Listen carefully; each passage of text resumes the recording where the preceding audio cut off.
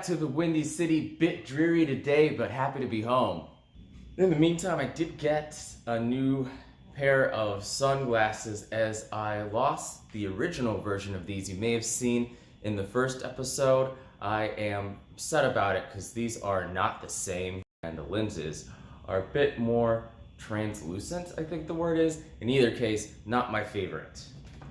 But I do want to wrap up my experience in New York and pull away a bit of the dreamlike film that can settle over the city when you're first visiting.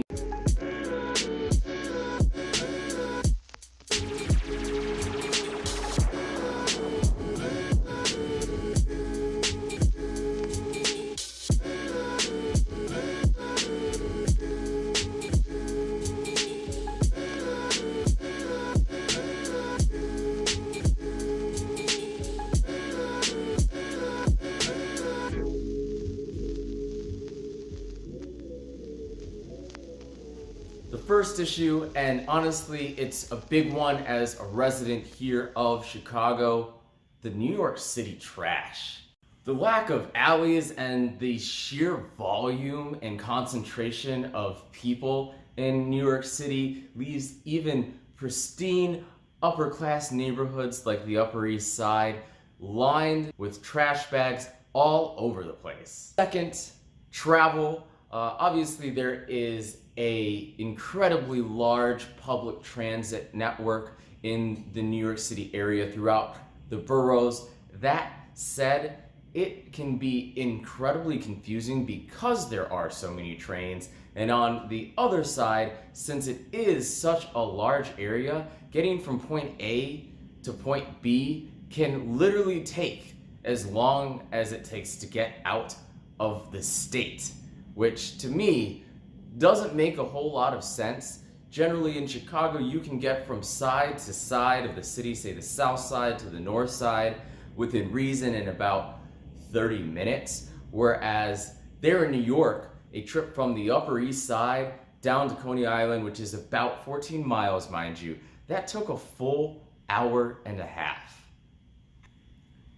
All things considered, while New York has an unbelievably large amount to offer, and way more than I was obviously able to capture in just a couple of days of being able to explore the city, I am now a devout Chicagoan. The Windy City is my home, and I cannot turn my back on the amazing things that this city offers, from the food to the live music scene. Of course, the lake is not as great as the Atlantic, but we do have a phenomenal water feature with miles of beachfront trails, bike friendly. We have all of the things that really New York put on the map as far as having in a large city, but we've condensed it down into a way that just feels a lot more livable.